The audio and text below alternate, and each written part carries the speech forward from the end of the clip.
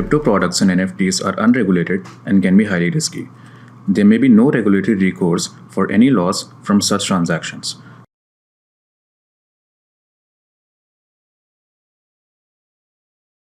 Big gains has indeed attracted millions of investors, not just in India but worldwide. My name is Kshitij Anand, and today we'll be talking about mistakes from the past, because this is the realm where gains are made and gains are lost just in the blink of an eye. And to chat further, we have Edul Patel with us, who is co-founder and CEO at Mudrex, which is a global crypto investment platform. Welcome to the show, Edul. Thanks for having me, Kshitij, again. Thank you so much for being part of the segment. Now, either if we go back and realize that cryptocurrency, equity markets are fairly the same. And today in this segment, we'll be talking about the mistakes which most investors have made, or they're probably doing at some point in time, especially in their journey while investing in cryptos or in the allied product segment. Correct. Now, if you look at it, Gen Z has really adopted cryptos as part of their, you could say experimental phase, or you could say that they want to try new things. Equity, chalo theek hai, keh sakte purana ho gaya. Now, cryptos is something that they want to try it out. They can take the risk. They have that kind of disposable capital also with them, and they want to move in that the big segment, or you could say that.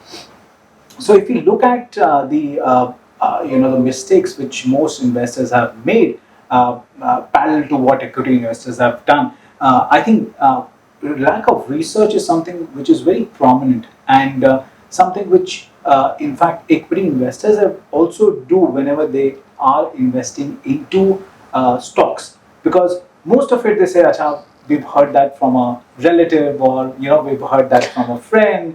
"Acha, yaar, इस stock में लगा लेते हैं." Correct. अच्छा यार, अच्छा वो क्या हुआ कि वो I got something in my mail or something in my phone, because that's how a lot of investors relate to it, because they might not be financially aware, they might not know Correct. how to read the balance sheet or any other document for that matter of fact that comes from the company.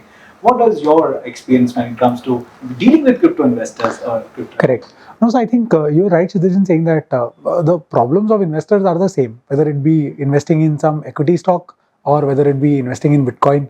Where it starts off as one of the most common mistakes that people do is that they take someone else's word for granted. Right. And typically they take someone else's word for granted when it comes in a very superlative way. So I think one of the first premises is that, or mistakes that people do, again, not only with investing in crypto but anything else, is that they don't understand what they are investing into before they invest in. And I'll tell you why that's a problem. It's not like if you understand, you will suddenly not lose money. Of course you will lose money. If it's going to correct, it's going to correct. But you would just be more accepting to that gain and loss, irrespective. If it made money, you would be more accepting to that gain. If it made loss, you'd be more accepting to that loss. So doing your own research helps you set your expectations right, which helps make sure that you know where you're putting in money. And as a result, you are more confident about that investing choice. And what that helps you do is that you are able to almost kind of set clear rules. Ki, okay, I can afford to lose this much in this, or if it makes this much money, I will exit and go out. Unless you have those rules set up, unless you've got rules of exiting set up, there is no point in entering into a particular asset class, and which is where doing your own research, understanding what you're participating makes sense. And like a lot of people did this with crypto in the last cycle that came in, right? They read about things in their WhatsApp groups, their mama ke chacha ka ladka told them कि अरे ये grow कर रहा है, आप यहाँ पे पैसा डाल दीजिए, and so on and so forth, right? And it's hard to avoid all of this bombardment of greed when it comes to, but one of the reality is that you should be very aware of where you're putting in money, and that's important for people to solve for, whether it be any asset class, whether it be a small cap stock, whether it be a large cap stock, whether it be at index, or whether it be crypto. Right. All of that is important. Right, good that you pointed this out. Large cap, mid cap, or small cap. What we've seen so far is, especially in the equity space, I'm sure a lot of our investors would relate to it, that most multi-baggers comes from penny stocks. Of course. Right? So वो 10 का 20 हो गया, 20 का 40 हो गया, and of course, so on and so forth. So And that is one of the things which sort of gets more investors to that particular category. Correct. In the micro cap space, or probably small cap space. Correct. So fear of missing out is something which really gets that psychology kicked in. Correct. At that point in time. Does similar thing happen in crypto? Of course. So like greed is a large driver of investing. Right. And that greed turns into euphoria very easily once everyone starts talking only about greed. Right. It's the same thing in crypto. It's the same thing that was there in the stock markets as well, way back in the 90s or the 2000s, in the early periods of the stock market where things weren't that clear, people did not have a lot of information, and what they were being driven was just conversations around greed. And greed is good from this lens that you actually can't make large returns, but only one-sided greed without understanding the downside is what is bad. So fear of missing out is large because you don't want to regret not making money when your friend made money, right? Like what the reason why fear of missing out is such a big issue, or that greed is such a big issue, because you're then always comparing yourself with your other social peer who also had the same opportunity as you did. You did not participate, they did, right? What people don't understand is that greed also is equally powerful on the other side when it's fear. And being a FOMO driven investor does not help you balance that out. And you are almost surely going to lose money because almost surely greed will run out, and at some point things will start crashing and you will not end up making money. So that's where that problem comes into that. And it's linked to the first thing that we discussed, right? If you are going to be FOMO driven, then you won't do your own research, and then you will, as a result, end up making bad investing choices, which will make you just lose money. No, absolutely. In fact, now that from a perspective from a crypto investor, now the crypto investor has invested. Now the person has cryptocurrency, or you could say, in their portfolio. Correct. What about security? Is there something where they go down? I think they do. Because and this is actually one of the places where crypto is different from how the traditional markets are. In the traditional markets, you have the exchange where the trading happens, the settlement entities, the NSDL, CDSLs of the world, where the settlement actually happens and where your money resides in a demat account effectively, and then you have the broker that enables these transactions. In crypto, all these three are almost typically the same entity, right? And as a result, the problem that comes with here is something we call as a custody risk or a security risk. Okay. Now, these risks were there in the equities world as well, where we've seen numerous brokers misappropriating funds of users, where they were using money that was given for X for Y. In fact, for that matter, the entire Harshan Mehta scam was all around this itself, right? Like money was being misappropriated over a shorter period or a longer period for the wrong gains. We had another example, not that we are, it's something which is very prevalent. Correct. In fact, in today. So. Correct. And in fact, regulations and rules coming in by the SEBI saying that the brokers are not supposed to keep funds and they're supposed to revert. Everything is in lines with this. Now, all of these same risks also do exist in crypto, and as a result, it's imperative for you to make sure that the platform, whatever you are using, is reliable enough, has a history of reliable people running it, and for that matter has some format of blessing from some regulatory body saying that okay, what you're doing is right, which I think is something that's changing now. 2, 3, 4 years ago, most government bodies would not issue any kind of certification or any kind of regulatory compliance required for crypto entities. That has now changed. There is a virtual asset service provider regulations in Europe. There is a similar registration in India under the FIU.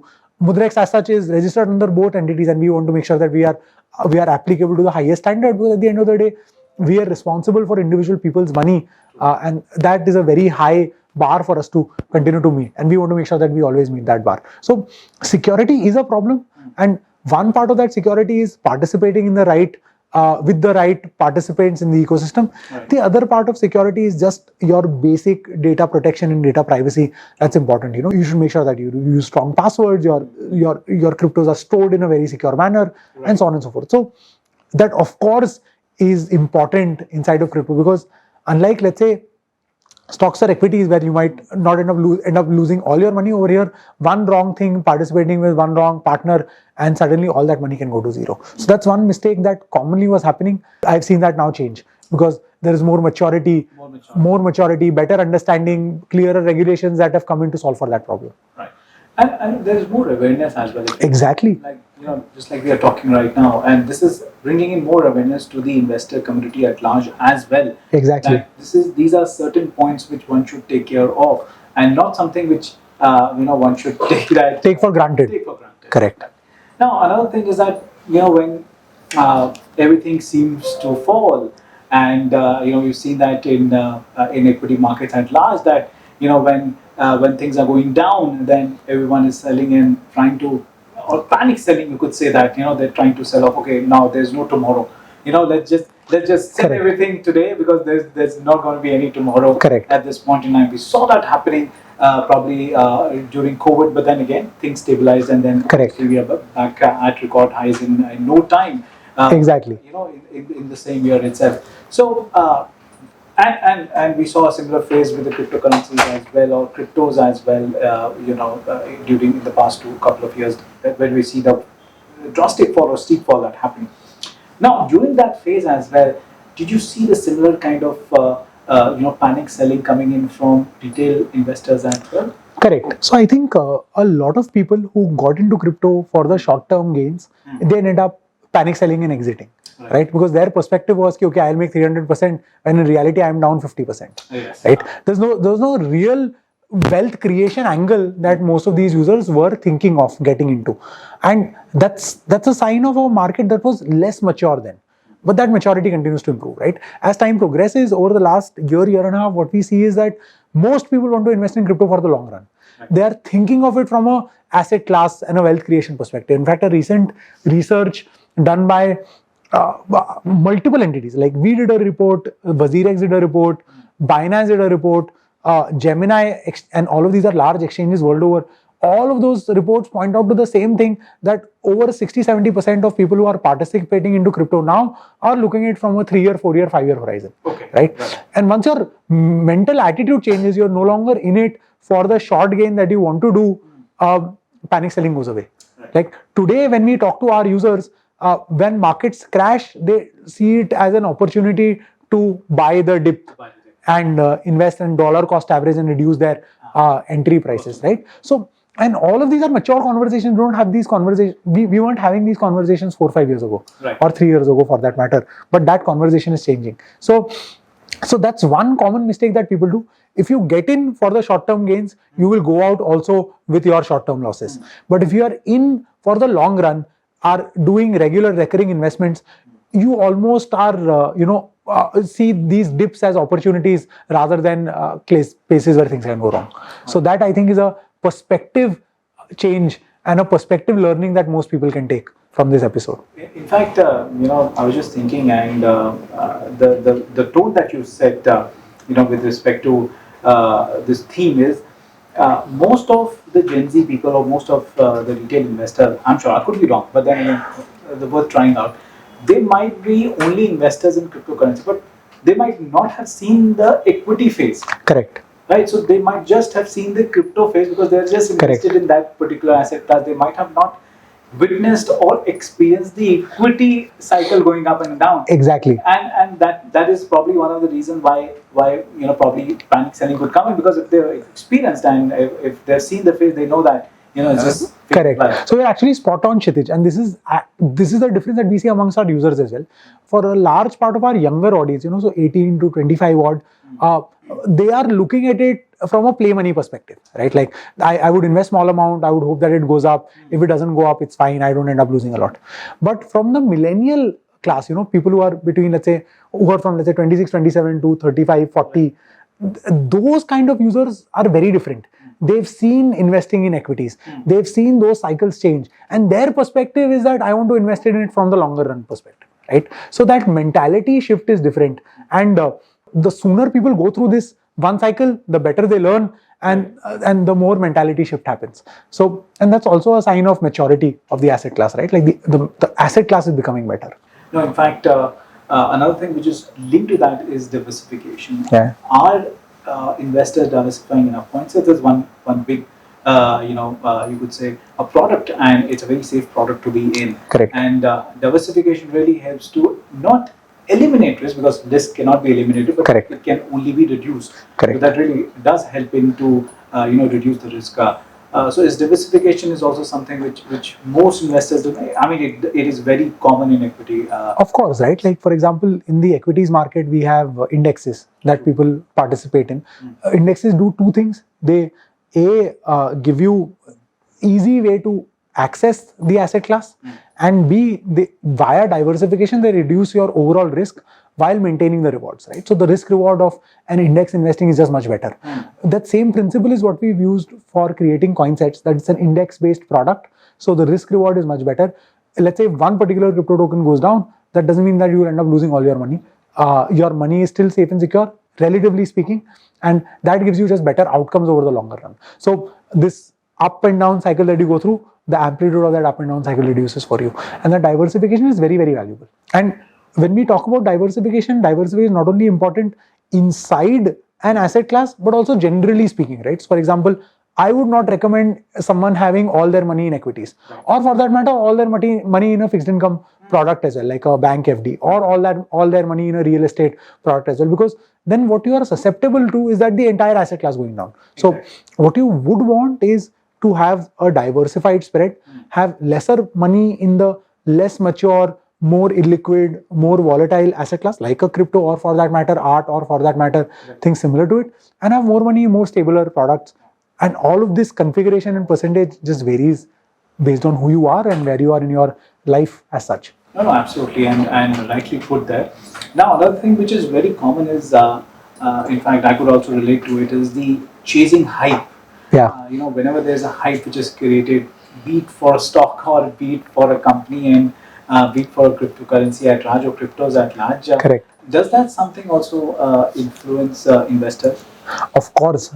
Like going back to our original conversation around greed, hype is just another format of people being greedy and wanting to participate in short, get rich quick setups. And this happens all the time. This happens across asset classes. It's a very fundamental psychological cycle that everyone goes through. And that hype actually encourages people to take incorrect decisions, or decisions from the lens of, okay, I just want to make money and exit, without understanding where they are putting in money in. Hype plays a very, very large role. Having said that, over the last 4 or 5 years, as more information is coming out, the impact of this hype cycle is changing. So the impact of people coming into crypto because of a hype cycle is reducing. That's again ensuring that more and more mature people are coming in with the lens of creating long-term wealth. So all of these learnings, or all of these mistakes that people have done over the last 4 years, are actually helping them become better investors. And at the end of the day, that's like paying your tuition fees to the market, right? It's about paying those fees, getting your learnings.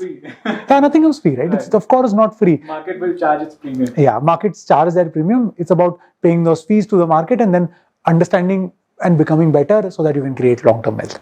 Right. Now, in fact, there's another thing which probably we could also focus on, is that during the hype phase, there's a lot of, you could say, rumored stories which usually come out, and that is something which obviously investors or crypto investors should take note of, and trust only those coming in from trusted sources, from the news agencies, and try and rely on those information and not to get into the overhyped. Correct. And it's so easy in today's day and age for fake news to spread. Absolutely. And WhatsApp is one big. Yeah, exactly, right. And as a result, just getting to know what the truth is, what it's wrong, is very, very important. And that's why we need trusted sources of data and information, and that help us, stay away from all the false news. That's a very large problem everywhere. But it's also much larger in crypto because there's information asymmetry. Information asymmetry is large. It's very easy to spread the wrong rumor and the wrong news. And that's a large problem to solve. And we actively work on solving that problem at Mudrex as well, right? Because again, we think that the asset class, as it matures, people will start thinking of investing in this asset class in a very similar way, right? You would want to have news, you would want to have fundamental analysis, you want to have technical analysis, all of that available in an easy to consume way. And going back to the original point, doing your own research before you participate, right? So the more we do it, the better it becomes. And for that, it's not something that only Mudrex can solve for naturally, right? It's an ecosystem thing that everyone together, correct, and become the savior of the whole asset class. Correct. You could say the whole cryptocurrency environment. Now, another thing is that as we were talking, that most of the investors, and you also pointed out that the age bracket, which is let's say 18 and 25 years, they've only probably seen one market cycle. Correct. Or they might have not seen that cycle. That could also be there. Patience is something which makes you wealth creator, or which creates wealth for you, because the only analogy which from equity markets is let's say coming from Warren Buffett is that एक बार invest कर दो and then just leave it. Correct. Leave it for the compounding effect to come in. Correct. Right. And patience is one thing which can make or break things for anyone. Correct. Be it equity, be it cryptocurrency, be it any asset. Correct. So the age group where investors are in this space is very new and more college like. और college में तो ऐसा होता है कि भाई patience है ही नहीं. Correct. अभी चाहिए. Yeah, we are today in the age of Instagram Reels and YouTube Shorts, where anything above 30 seconds is a lost cause. Is a lost cause. I mean, correct. So whatever message that you need to give is, if you are able to deliver in 30 seconds, well and good. Otherwise, then the time is gone. Correct. So patience is something which really matters at this point in time. Correct. Long-term wealth creation, as you rightly pointed out, that billionaires were the ones who have a different perspective as compared to Gen Z people. Correct. No, I think of course it is, right. Like again talking about Warren Buffett, he made his first billion after the age of 70. He's made 99% of his wealth in the last 15-20 years, and that's an outcome of just consistent long-term compounding and wealth creation. There is no shortcut to this. This is only something that is learned over time. Now, either you learn it by doing your own mistakes or by reading up on other people's mistakes. The only way to create long-term wealth, and I think in a lot of also cases, wealth that you respect and value, is by making sure that it's patiently done by putting in the hard work over time. The only thing we can do as ecosystem partners or providers is make sure that that adhering to this long-term plan is easier, and making that easier is what is, I think, the entire point that most participants are working on. For that matter, again, talking about the mutual fund Sahi Hai campaign only reinforces this, right? That the right way to create wealth is the longer run. What you should be doing is steadily recurring investing, and these one-off axioms of investing are applicable across asset classes, equally applicable to crypto. For a lot of those people who participated last time early on, who saw this cycle, hopefully understand and introspect and take this in, and as they participate in the next cycle, this should become easier. Now, another thing is that a lot of crypto investors have started trading, and much of it, if you equate it with the equity investors, over trading is something which is very prominent in especially from the F&O space. Correct. Does that similar thing happen in cryptos as well? Yeah, I mean, it's all into greed and what people think that they can do versus what their actual capabilities are, and misappropriating luck with skill, right? Right. The reality is that a majority of people will end up losing money when they trade. Right. This is true. This is not only true for the average retail person, it's also true for actual people who make money by investing, right? Like for example, we know that a vast majority of fund managers actually are not able to outperform an index. It's a fact, and it's a long studied fact, right? So, and the reason why this commonly happens is because people misappropriate luck with skill. They think that they are skillful and they had some role to play, but a lot of times they were just lucky. Right. And again, just to, don't get me wrong, I'm not saying that it's impossible to make money. I'm just saying it's hard, and it's a full-time job. And you need to spend your time and energy and effort, and you need to just do it consistently again and again over time. And in reality, even if you do that, 70% of the times you'll be right, but the 30% of the times you'll be wrong. Absolutely. So you need to make sure that when you're wrong, you end up losing less money, and when you're right, you end up making more money. Only then will money be created via trading. So for people who are not signing up for all of this, it's just incorrect expectations, and it's expectations mismatch, and it just makes them feel that they'll end up making money, but they in reality will not. That's what we would want to avoid. So people who are wanting to trade, there is nothing wrong with trading, but do it from this lens. So give yourself time, grow slowly and steadily, understand the role of luck and in all of this, and make sure that you're participating in it steadily again and again and again, and not as a one-off perspective. Now, in fact, you only pointed out in earlier conversation that if you don't have an exit plan, then don't enter. Yeah, of course. So this is something which is true for once you enter a strategy, make sure that you have the exit plan. Correct. And don't just rely, acha, now it's a loss cause and you are down 50% from the value. Correct. And then that I think is very important. And that's where trading is different from investing. When you're investing, the thought process is that I'm doing it for the 5-10 year period. Exactly. And you are directionally taking this broad bet that, okay, this particular asset class will grow, right? So as a result, the exit plan is very different. Right. But when you're trading, you're doing it from the short-term perspective. And you are very influenced by the short-term price movements that will happen. And without having that exit plan in mind, you'll almost surely succumb to some emotional fallacy. And as a result, end up just losing money instead of making it. Absolutely. In fact, going from technical to fundamental, there's a lot of fundamental analysis which traders or investors they do not do when they enter crypto space. For that example, in the earlier conversation we did touch upon the various factors such as macro factors which do impact the product space, we could say that. Correct. And how cryptocurrencies are made, getting the essence right, what factors influence. So does that something which crypto investors should be aware of and make a conscious effort to really understand what they're really investing. Correct. So I think about 4 or 5 years ago, this was non-existent. People did not just even understand how do you fundamentally value tokens, right, and how should that change. But now that has started to change. Like for that matter, Mudrex publishes quarterly reports for a large number of tokens every single quarter, right? And those reports are more fundamental analysis, similar to, let's say, a quarterly report that you would publish for a particular stock. Except that the parameters over there that you look at are different, right? For crypto tokens, you might look at how good the community is, what growth has happened, how many people are participating, what is the value of the network, and so on and so forth, which directionally align and give you some sense of whether this particular token is doing good or bad, which helps you get an understanding of whether you should be participating in this or not. So that was not non-existent 4 or 5 years ago, and that was a large mistake, right? Because without having that sense, you really were just punting and you weren't directionally aligned as to why this would work.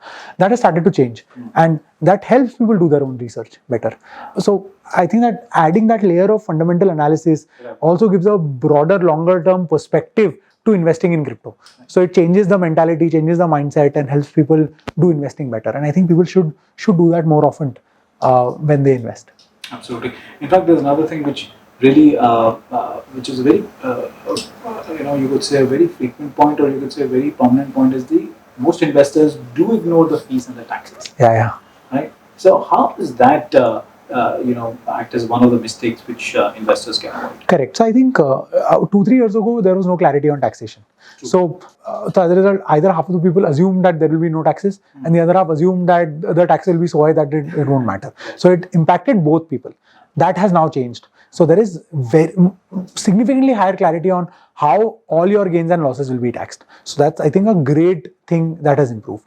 The same thing is actually also true for fees. Like half of the reason why index funds are better than mutual funds is because index funds are very cheap. Like the fees on index funds are lower, mutual funds fees are higher, and that itself creates almost a price arbitrage in the longer run. So that's also applicable to individual buying and selling. When you are buying and selling individual tokens, if you don't understand the fees that you're going to pay, your understanding of what potentially you can make is very different. And again, early on it didn't matter because most people thought that they're putting in money to get 50% returns, 60% returns, and then 0.5% fees will not make a difference. But as the ecosystem has matured and as price movements have become range bound, fees become important. So I think both taxation and fees are important. Taxation is now clear, so it's great. Fees have become more and more prominent, and as the industry matures, those fees quantum is reducing as liquidity also improves. So I think that's also becoming better. These are not things that people will talk about 4 or 5 years ago, but now they actively do with a great understanding, right? So that's also an important mistake that people should learn from if they haven't already. Well, if you are crypto investors and making all these mistakes, do make note of that and keep watching this space for more information on the crypto. Yeah. Well, on that note, thank you so much for your time, Edul, and it was great talking to you. Thank you, Kshitij. So just to add over there, if you are not learning from your mistakes, the tuition that you are paying to the market doesn't make any sense. So please make sure that you learn from these mistakes as well, and that will just help you become a better investor in the longer run for life. As such. Better invest in the long run. That's the message coming in from Edul. Thank you so much for your time. Thank you, Kshitij. Crypto products and NFTs are unregulated and can be highly risky. There may be no regulatory recourse for any loss from such transactions.